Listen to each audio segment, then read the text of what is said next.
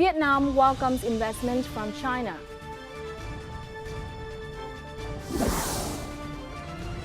Increasing presence of 100% foreign-owned banks and strategies domestic firms need to compete.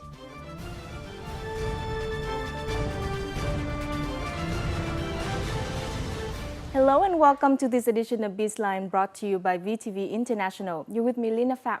And as usual, we'll start our program by reviewing the business economic headlines during the past week.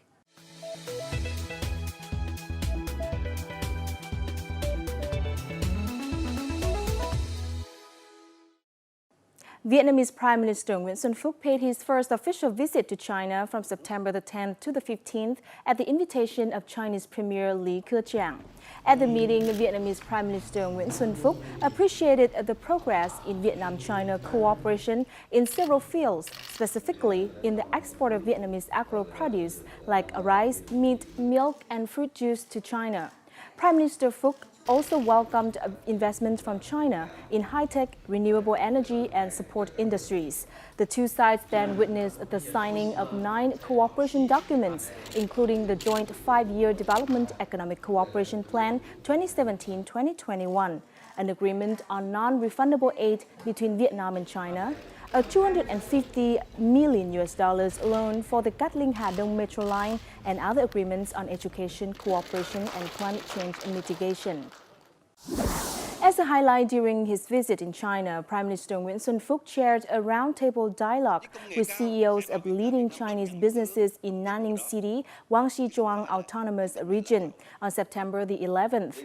At the event, the Prime Minister stated that the two sides will discuss measures to facilitate Chinese enterprises and investors in Vietnam, especially in fields such as supporting industry, manufacturing, renewable energy, tourism, and agroforestry fishery.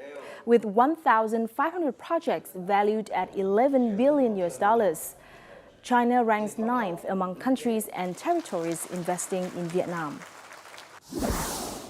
Prime Minister Nguyen Xuân Phuc also attended the 13th China-ASEAN Expo that took place in the Chinese province of Guangxi's Nanning City from 10 to 14 September. The event provides a platform for Vietnamese enterprises to promote their brands while providing the opportunity to discover new business opportunities. This year, Vietnam has the biggest participation among ASEAN nations at the China-ASEAN Expo this year, with around 137 Vietnamese enterprises and 237 booths. The firms exhibited their highly competitive goods, including agro-forestry and fishery products, processed food, electric and electronic devices, wood products, handicrafts, and consumer goods. At the last China-ASEAN Expo, Vietnamese firms signed contracts worth an estimated $100 million. Vietnam first records $2.02 billion trade surplus with a group of 20, accounting for 2.7% of total export revenue to these markets during the first 7 months of this year, according to the latest statistics from the General Department of Vietnam Customs.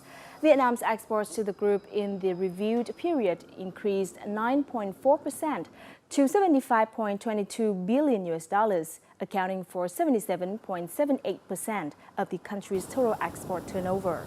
The increase was attributable to the growing export revenues of key products like phones, computers, and seafood. Meanwhile, imports from G20 decreased $1.24 billion over the last year, down 1.7%. 5 key import products constituting 53% of the country's total import revenue included machinery and equipment, computers, electronics and components, telephones and components, cotton, and steel.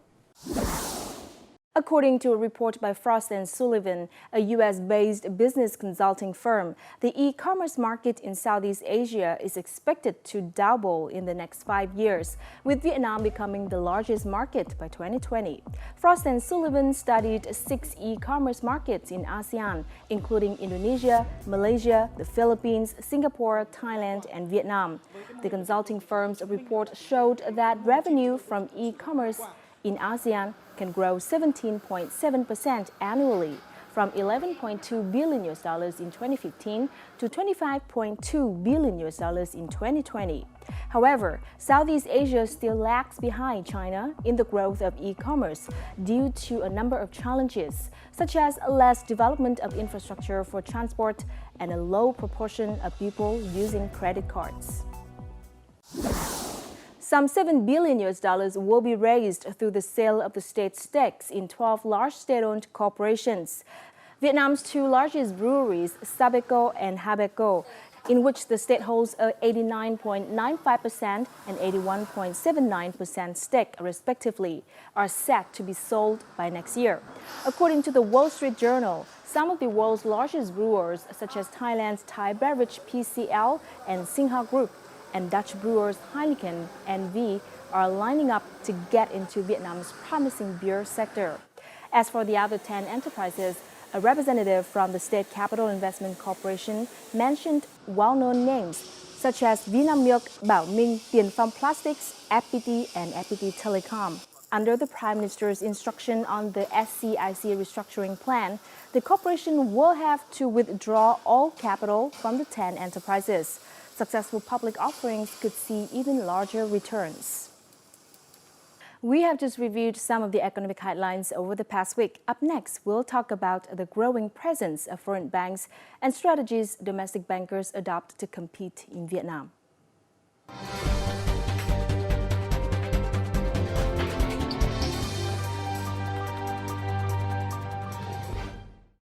Vietnam financial market has seen a growing presence of foreign banks, including 100% foreign-owned banks, branches, and representatives' offices. This has signaled a fierce competition for domestic banks to cope with, so that they can maintain their footholds in the market. So what strategies should domestic bankers adopt? How will they be affected if more room is opened for foreign banks? Our reporter Hoàng Hằng has sat down and talked with economist Cạnh Lược to learn more about this. But first, let's take a look at the following clip. In accordance with the agreement with the WTO, 100% foreign-owned banks have been allowed to do business in Vietnam since April 2007. In 2009, HSBC became the first one in the country. Since then, 4 more foreign-owned banks, including ANZ, Standard Chartered, Shinhan, and Hong Leong, have entered Vietnam. In 2015, Malaysian public bank Berhad left a joint venture with BIDV to become a fully foreign-owned bank a year later. Woori Bank from South Korea has just received approval from the State Bank of Vietnam for its plan to set up a wholly foreign-owned bank 1 month from now, raising the number of 100% foreign-owned banks in Vietnam to 7. In addition, the number of foreign bank branches have gone up from 31 in 2006 to 50 in 2016. There are also representative offices of 50 different banks and joint venture banks.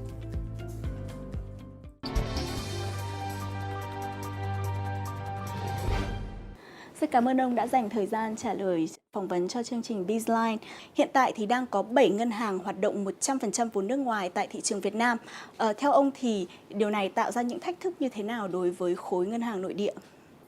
Trước hết thì ta cũng phải nhìn nhận đây là một cái xu thế tất yếu trong cái quá trình chúng ta mở cửa và hội nhập. Và Việt Nam chúng ta mở cửa cho ngân hàng nước ngoài từ năm 1993 đến bây giờ. Như vậy là khối ngân hàng ngoại đã vào Việt Nam chúng ta khá là lâu và cũng đã phát triển trong vòng hơn 20 năm vừa qua.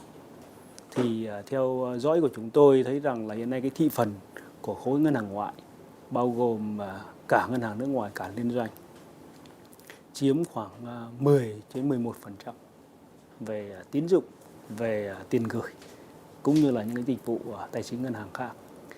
Thế thì rõ ràng là cũng đã có cái sức ép cạnh tranh lớn hơn đối với ngân hàng nội. Cái thứ hai là cũng đã góp phần phát triển cái thị trường tài chính ngân hàng Việt Nam. Bởi vì họ cũng là cái nơi cung cấp những cái sản phẩm dịch vụ mới cho hệ thống tài chính ngân hàng Việt Nam chúng ta. Tôi lấy thí dụ như một số cái sản phẩm về phái sinh là do phía ngân hàng nước ngoài người ta khởi xướng. Áp lực thứ ba đối với ngân hàng trong nước chính là liên quan đến cạnh tranh trực tiếp đối với khách hàng.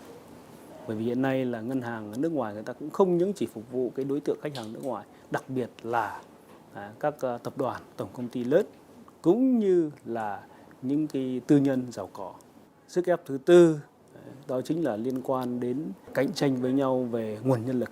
Thì đấy là 4 cái thách thức lớn đối với ngân hàng trong nước. Tuy nhiên cũng là cái cơ hội để cho ngân hàng trong nước phát triển. Đến thời điểm hiện tại thì tôi thấy rằng là nó cũng đã cạnh tranh khốc liệt hơn.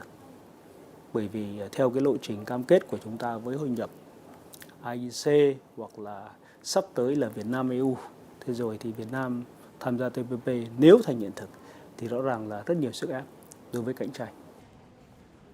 Currently, the market share held by foreign banks and joint venture banks is about 11%.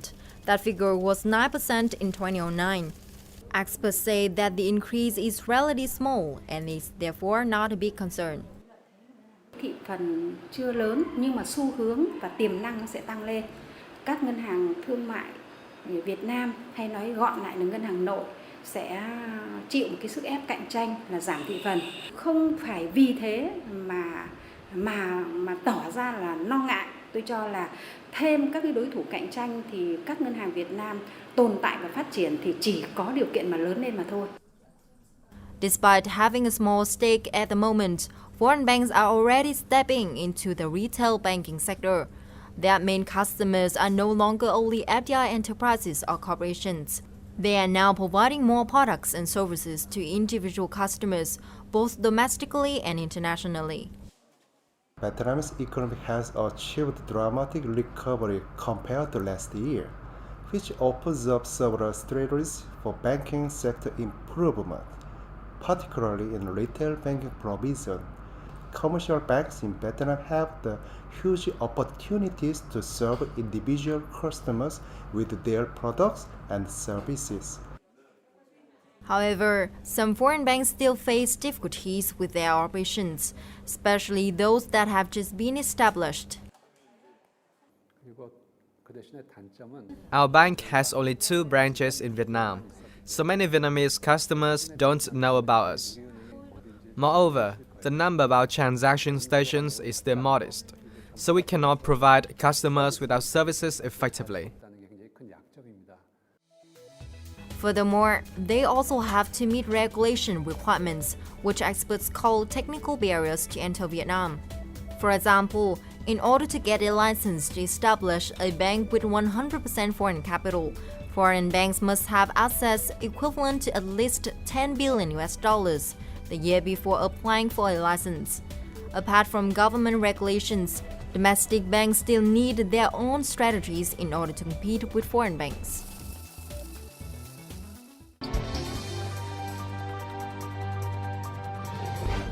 Các ngân hàng trong nước cần phải có chiến lược cụ thể gì để có thể cạnh tranh với các ngân hàng nước ngoài? Tôi nghĩ rằng là các ngân hàng trong nước thực ra thời gian vừa qua đã và đang chuẩn bị khá tốt về một số mặt và sắp tới sẽ phải tiếp tục là phải chuẩn bị rất là tốt, rất là kỹ về cái chiến lược kinh doanh. Ví dụ như là mình sẽ đi đâu về đâu, tập trung vào phân khúc nào, phải xác định rất là rõ. Cái câu chuyện thứ hai cần phải tập trung chuẩn bị chính là liên quan đến con người, nguồn nhân lực. Thì rõ ràng là hệ thống ngân hàng trong nước thời gian vừa qua cũng đã rất là chú trọng đến phát triển nguồn nhân lực. Và cũng đã có những cái đội ngũ chuyên gia, nhân viên nó cũng tương đương với đội ngũ nhân viên của các ngân hàng nước ngoài tại Việt Nam. Cái chuẩn bị thứ ba rất quan trọng là liên quan đến vấn đề về công nghệ thông tin. Có nghĩa là những cái dịch vụ, sản phẩm hiện đại nó sẽ phát triển rất là nhanh. Như là ngân hàng điện tử, ngân hàng số sẽ là cái xu thế tất yếu. Thì những ngân hàng nội cũng đang tích cực chuẩn bị theo cái hướng này. Cái vấn đề thứ tư đó là phải chuẩn bị tốt hơn về cơ chế chính sách, sản phẩm, dịch vụ để có thể đáp ứng được từng cái phân khúc khách hàng rất khác nhau. Tôi lấy ví dụ như là cái phân khúc có liên quan đến người giàu có. Thì hiện nay những ngân hàng nước ngoài người ta đã đi trước để phát triển những cái sản phẩm liên quan đến phục vụ riêng đối tượng giàu có. Nhưng ngân hàng trong nước của chúng ta vẫn còn hơi chậm trong cái khâu này. Thế rồi cái chuẩn bị cuối cùng đó là liên quan đến cái việc gọi là quản lý rủi ro trong hoạt động ngân hàng. Bởi vì kinh doanh ngân hàng chính là kinh doanh rủi ro. Và rõ ràng là song song với việc phát triển cái thị phần, phát triển cái kinh doanh của mình thì cũng phải làm tốt cái quản lý rủi ro. đặc biệt trong bối cảnh là hệ thống ngân hàng Việt Nam thời gian vừa qua đã bộc lộ một số những yếu kém về lỗ hổng trong quản lý rủi ro và khiến cho nợ xấu cũng bị tăng, rồi lợi nhuận giảm và cũng đã xảy ra hiện tượng chảy máu chất xám. Theo ông, những chiến lược cạnh tranh này có tạo động lực để phát triển cho khối ngân hàng trong nước hay không? Rõ ràng là thời gian vừa qua với cái việc xâm nhập của ngân hàng ngoại thì cũng đã khiến cho cái thị trường tài chính ngân hàng Việt Nam chúng ta phát triển tốt hơn về mặt sản phẩm dịch vụ, về mặt doanh số. Cái thứ hai là cũng đã góp phần nâng cao cái chất lượng nguồn nhân lực. Thế rồi vấn đề về chia sẻ kinh nghiệm, vấn đề về phát triển những cái công nghệ mới. Đấy thì là những cái cơ hội và ngân hàng nội cũng đã tận dụng khá là tốt thời gian vừa qua. Tất nhiên chưa phải là nhiều. Tôi nghĩ rằng là ngân hàng ngoại cũng đã góp phần cho cái việc là tạo ra sức ép về đổi mới, cải cách đối với hệ thống tài chính ngân hàng trong nước. Vì thông qua những cái kiến nghị, những cái đề xuất của họ thì qua đó là tạo ra cái cú đột phá về cải cách. Và tôi hy vọng rằng là sắp tới khi Việt Nam mở cửa hơn nữa, nới room cho đầu tư nước ngoài nhiều hơn nữa thì cái áp lực về cải cách, đổi mới, thể chế trong hệ thống ngân hàng tài chính nó còn ở mức độ là mạnh mẽ hơn. As part of their strategy to compete with foreign banks, domestic commercial banks have been trying to request for capital from foreign investors. Vietcombank and Vietinbank have proposed to lift the foreign ownership percentage ceiling to 35 and 40% to satisfy requirements for the Basel II Accord. Meanwhile, AB Bank and SCB want higher foreign ownership percentages, 49% and over 50%, to speed up the restructuring process.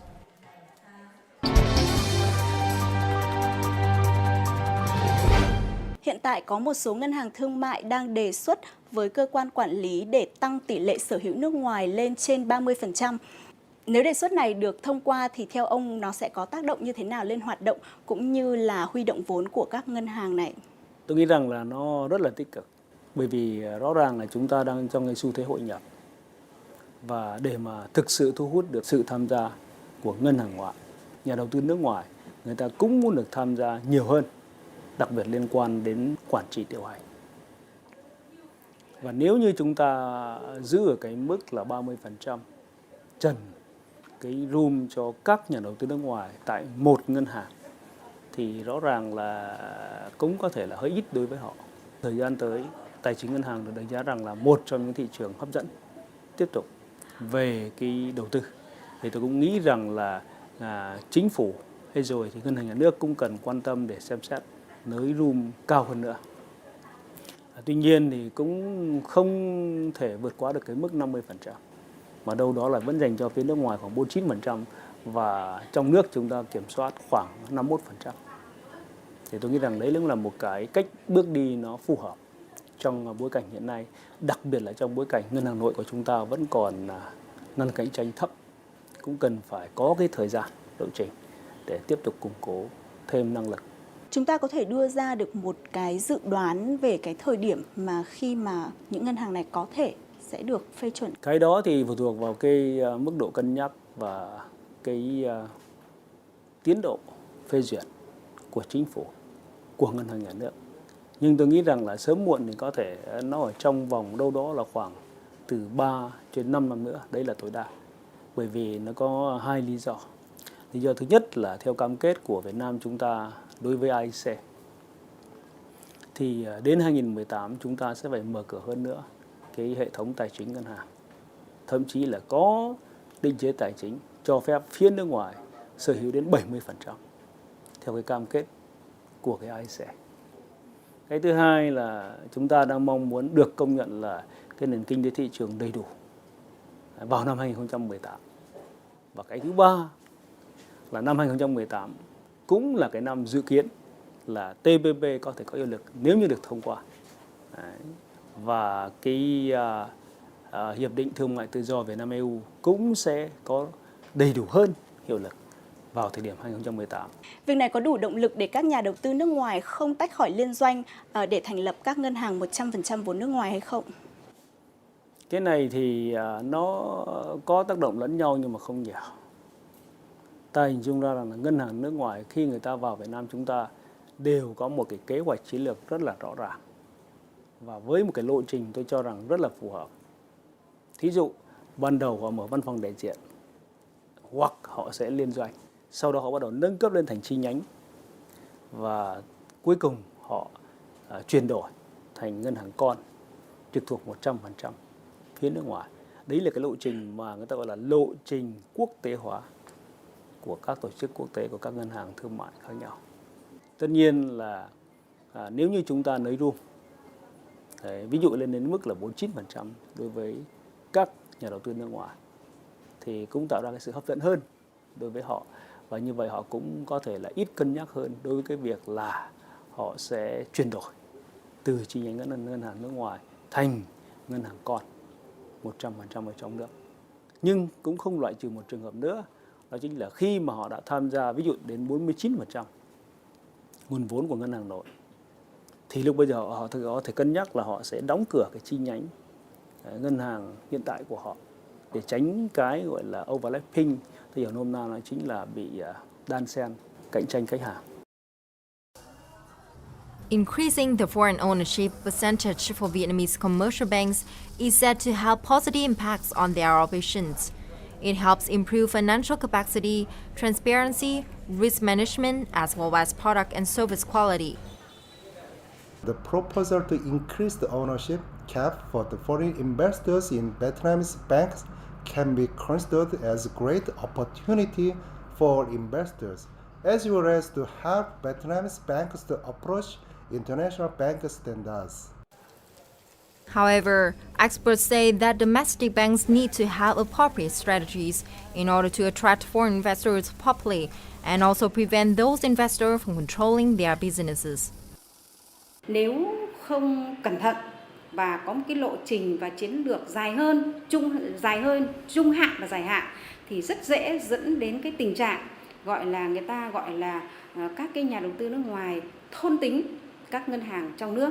Vì thế mà người ta tránh cái việc là thôn tính, là người ta niêm yết cái cổ phiếu của các ngân hàng này ở nhiều thị trường khác nhau, nên anh không thể dễ dàng nắm được một cái lượng cổ phiếu lớn để anh có thể thôn tính và anh trở thành cái người chủ của ngân hàng này.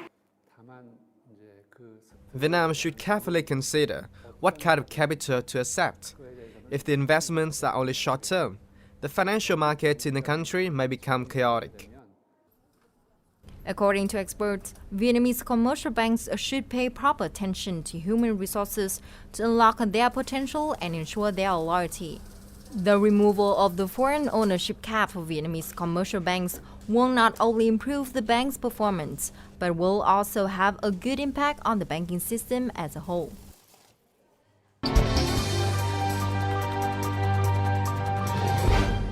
Liệu việc nới room cho các ngân hàng có phải là một bước tiếp theo để thúc đẩy quá trình tái cơ cấu ngân hàng theo yêu cầu được đặt ra trong những năm qua hay không?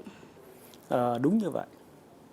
Thực ra thì chúng ta tái cơ cấu nền kinh tế nói chung và hệ thống tài chính ngân hàng nói riêng thì phải thực hiện đồng bộ rất nhiều giải pháp khác nhau.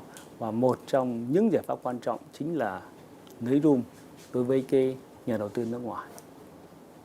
Và khi chúng ta nới room đối với nhà đầu tư nước ngoài trong bối cảnh tái cơ cấu thì nó có 3 cái lợi ích rất là lớn. Nó sẽ tạo ra cái sức ép cải cách ở mức độ mạnh hơn. Nó cũng sẽ tạo ra những cái gọi là góp phần phát triển cho thị trường tài chính ngân hàng ở trong nước và bản thân cái ngân hàng mà họ góp vốn vào. Cái cuối cùng là họ bỏ tiền ra để họ tham gia vào quá trình tái cơ cấu cũng như là xử lý nợ xấu tại Việt Nam chúng ta. Đặc biệt trong bối cảnh sắp tới là chúng ta sẽ phải đẩy mạnh giai đoạn 2 của tái cơ cấu nền kinh tế nói chung và hệ thống tài chính ngân hàng gắn với xử lý nợ xấu nói riêng. Bên cạnh những lợi ích mang lại thì việc nới room cho các nhà đầu tư ngoại cũng nên có những sự lưu ý đặc biệt vì lĩnh vực ngân hàng vốn có nhiều rủi ro, ảnh hưởng đến an ninh và an toàn của hệ thống. Vậy theo ông điều này có phải là một điều đáng lo ngại hay không? Chúng ta mở nó không phải mở toang mà đây là mở và mở nó gọi là cũng có khép và có điều kiện. Đấy là cái lý do thứ nhất chúng ta không đáng quan ngại. Cái thứ hai là chúng ta đều đặt điều kiện với nhà đầu tư nước ngoài là khi mà tham gia chiến lược vào một ngân hàng trong nước thì cũng phải có lộ trình để mà thoái vốn.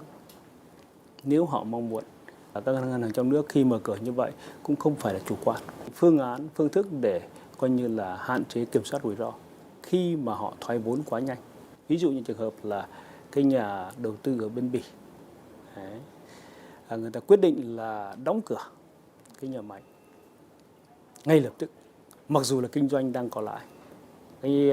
Cái nhà máy đó thì được dự tính là nó ảnh hưởng đến khoảng độ 3.000 việc làm của thị trường Bỉ, và rõ ràng là khiến cho chính phủ Bỉ ngay lập tức là phải họp và đưa ra một cái phương án là sẽ yêu cầu nhà đầu tư đó có những cái đền bù gì khi mà ông thoái vốn quá sớm và không thông báo trước, hoặc như là bên Myanmar người ta áp cái thuế gọi là thuế chuyển nhượng dự án thoái vốn lên đến 40%, thì cũng tạo ra một cái gọi là barrier khiến cho nhà đầu tư nước ngoài người ta băn khoăn hơn khi người ta quyết định thoái vốn.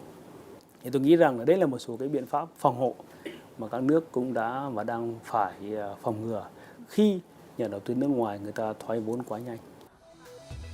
Decree 60 of the government that removed the 49% cap on foreign ownership on some listed companies officially took effect on September the 1st, 2015. The move now allows foreign shareholdings of up to 100% in some firms. However, the banking sector was not included, as it is among the 267 conditional business lines protected from foreign ownership. Therefore, in this business line, the foreign ownership percentage is still limited to 30%. However, at a working session with leaders of 16 major international investment funds in Hong Kong, China, on September the 15th, Prime Minister Nguyễn Xuân Phúc said that Vietnam would extend the foreign ownership ratio in Vietnamese commercial banks.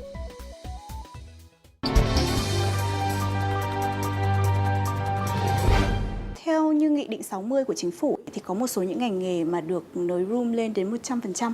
Vậy thì ông có thể giải thích tại sao ngành ngân hàng chỉ dừng ở con số 49% trong khi đây là ngành cần phải huy động vốn rất lớn? Riêng cái hệ thống tài chính ngân hàng, ta đều biết rằng là ngân hàng là huyết mạch của nền kinh tế. Và hệ thống ngân hàng nó rất nhạy cảm vì nó là vấn đề tiền nong, vì nó là vấn đề dòng vốn đầu tư, và vì nó cũng là vấn đề có liên quan đến cam kết hội nhập với nước ngoài rất là nhiều.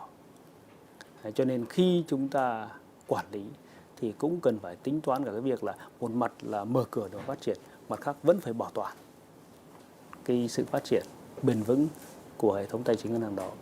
Và cái thứ ba là mở cửa nhưng mà cũng phải phù hợp với cái lộ trình để đảm bảo năng lực của các ngân hàng trong nước, năng lực của cơ quan quản lý ở trong nước nó đảm bảo theo kịp. Thì lúc bây giờ mới giảm thiểu được cái rủi ro khi mà chúng ta mở cửa quá nhiều. Và đó cũng là một cái bước đi, cách làm mà các nước trước chúng ta đã áp dụng khá là thành công. Khi kinh tế Việt Nam hội nhập ngày càng sâu rộng hơn thì việc nới tỷ lệ sở hữu cho nhà đầu tư nước ngoài là một điều tất yếu. Vậy ngành ngân hàng cũng như là các cơ quan chức năng cần phải có những chính sách cụ thể gì để có thể tăng tính cạnh tranh cho các ngân hàng nội cũng như là thu hút nguồn vốn từ khối nhà đầu tư ngoại? Tôi nghĩ rằng đây là một cái vấn đề rất là lớn liên quan đến chính sách thu hút cái dòng vốn đầu tư nước ngoài. Tôi nghĩ rằng là cần phải sớm ban hành cái quyết định có liên quan đến hướng dẫn ngành nghề nào là cho phép mở cửa 100% để nhà đầu tư nước ngoài người ta cân nhắc tham gia. Rất là quan trọng đối với chúng ta, đó chính là liên quan đến minh bạch. Với nhà đầu tư nước ngoài, câu chuyện về minh bạch.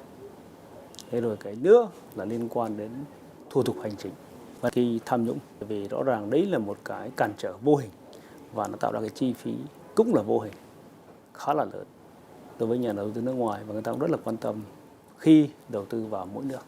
Thì cái này tôi hiểu rằng là Việt Nam chúng ta cũng đang quyết tâm để giảm cái tham nhũng tại Việt Nam chúng ta, tạo ra cái môi trường nó minh bạch hơn. Vấn đề cuối cùng đó chính là liên quan đến cái cơ sở hạ tầng, cũng là một điểm nghẽn đối với đầu tư nước ngoài.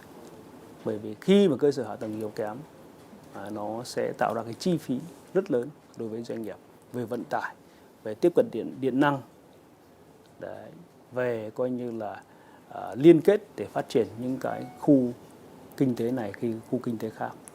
Thế và đương nhiên chúng ta cũng không được quên là liên quan đến nguồn nhân lực. Rõ ràng phải chuẩn bị được cái nguồn nhân lực có chất lượng cao để có thể hội nhập và cũng cạnh tranh bình đẳng với các ngân hàng trong khu vực. Tôi nghĩ rằng đây là một cái mà chính phủ cũng đã nhận ra điểm nghẽn cần phải thúc đẩy trong thời gian tới.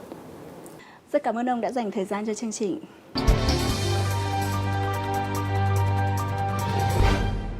Experts believe that increasing the ownership cap for foreign investors in domestic banks will motivate Vietnamese banks to improve their transparency and capacity to compete with foreign-owned counterparts. This also contributes to restructuring the banking sector. According to the roadmap of ASEAN integration, the bloc sets the target to complete banking integration by 2020. Towards that end, Vietnam is considering the removal of 30% foreign ownership cap. We'll keep you updated on this issue. For now, that's all for this episode of Bizline. Thank you very much for being with us. You can always rewatch our program at vtv4.vn or youtube.com/vtv4go. From our team here in Hanoi, until next time.